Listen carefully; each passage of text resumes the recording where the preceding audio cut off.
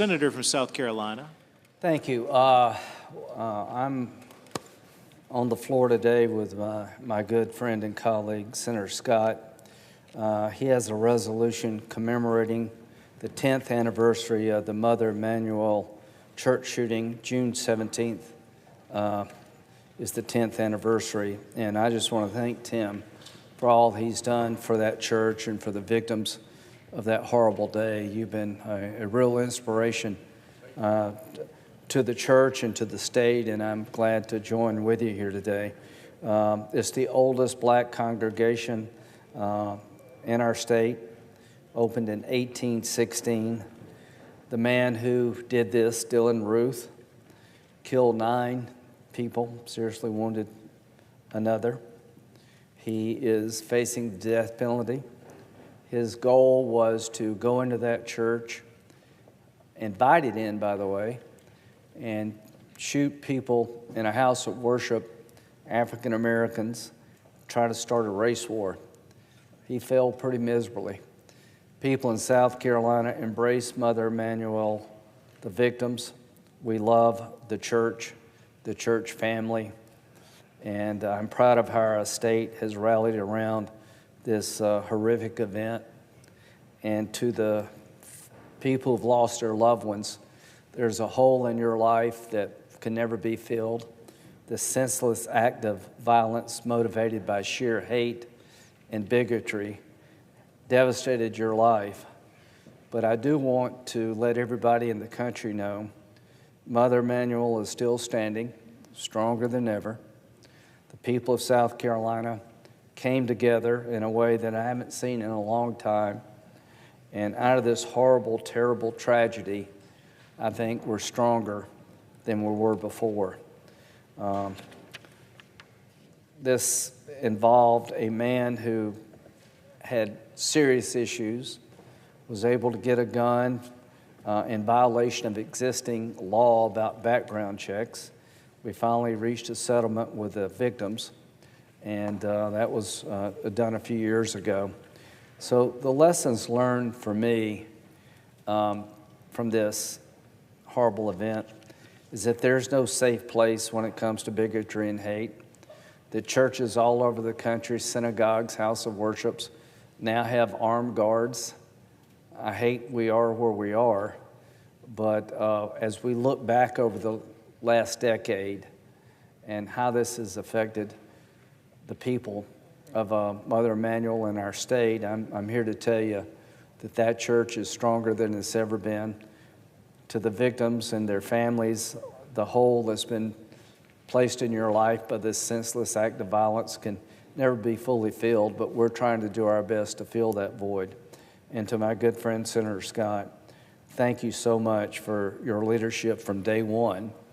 And 10 years later, because of your leadership, we're remembering on the floor of the United States Senate that tragic day. And I'm just honored to call you my friend and colleague. Then I yield.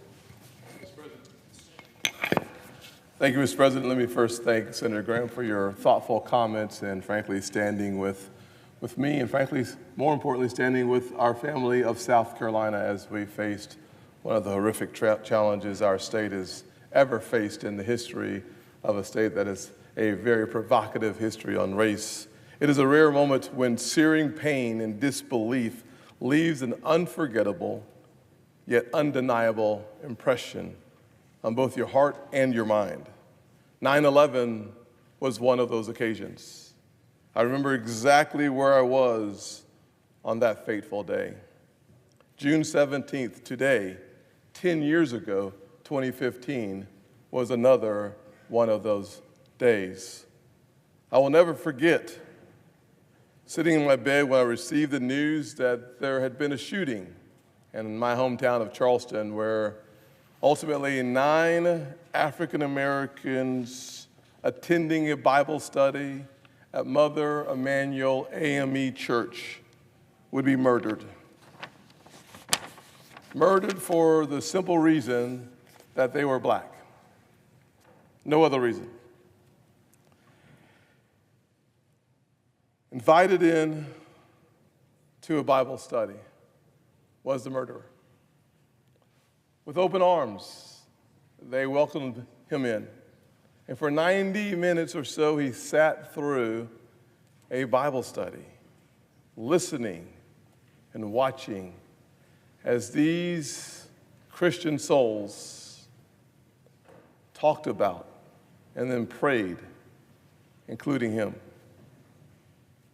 This atrocity that was carried out in an attempt to start a race war, a second race war, at the birthplace of the Civil War, changed the landscape and, frankly, the heart, not only of Charleston, South Carolina, those members of Mother Emanuel Church, but our entire state and nation. But even in the face of such an atrocity, in the face of such grief, 36 hours after this horrific shooting, representatives from every single family looked into the eyes of the murderer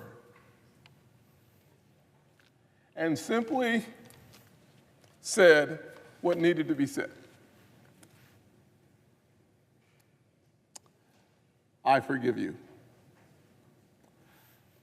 Thinking back on the power of our scriptures, Matthew 5:44 reminds us to love those who persecute us, to pray for those who persecute us, and to love our enemies. And to think about the capacity of love of 9 family members to turn away from the grief and the pain and the misery and turn towards love. To say to the person who just executed the person they loved dearly,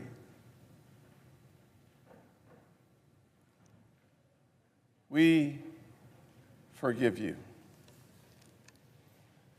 The power of that moment started healing our nation, caught up in racial tension and violence, healed our nation in a way that nothing else can do. Sometimes fire can't meet fire. Sometimes hate can't meet hate. Sometimes the only thing that brings healing and restoration, or at least begins it, is meeting hate with love. I won't ever forget the Wednesday, 1 week later, I was coming on this floor to give a speech, and I was talking to Daniel Simmons Jr., whose father was one who was executed on that fateful day, his father, Daniel Simmons Sr. And I asked Daniel Simmons Jr., what would you want me to say to the nation if they are listening as I go out and talk? He said, please remind them of Romans 8:28, that somehow, some way, all things work for good for those who love God and are called according to his purpose. I got to tell you, had I been in his shoes, I do not believe I would have had the strength, the conviction, the clarity of mind to find good in the midst of that tragedy. But it is the message of hope that we needed then, and I believe it is the message of hope we need now. I am personally forever grateful to those family members, the family members of the 9, who simply chose forgiveness in the face of something I pray none of us have to experience. Their example of a faith-filled hope in the wake of tragedy and loss not only inspired me still, it inspired our nation, and I pray that it continues to lead us in the direction of reconciliation. As we honor those who are no longer with us, we must never be driven by our pain, our division, or our fear. I would like to have a moment of silence for the Emanuel 9 and their families.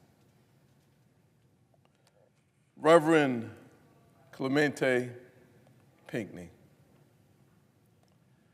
Cynthia Hurd, Reverend Sharonda Coleman Singleton, Tawanza Sanders, Ethel Lance, Susie Jackson, Reverend DePayne Middleton Doctor, Reverend Daniel Simmons Sr., and Myra Thompson. May America, the greatest nation on the planet, always strive to live up to our highest ideal, the ideal that we are all created equal, that we all share the same bloodline, that we are all a part of the same family, the family of God. Therefore, as if in legislative session and notwithstanding Rule 22, I ask unanimous consent the Senate proceed to the consideration of S-Res 282 submitted earlier today. The clerk will report. Senate Resolution 282, commemorating June 17, 2025, as the 10th anniversary of the Mother Emanuel AME church shooting. Is there an objection to proceeding to the measure? Without objection, the Senate will proceed. I ask unanimous consent the resolution be agreed to, the preamble be agreed to, and that the motions to reconsider be considered made and laid upon the table with no intervening action or debate. Without objection. Thank you.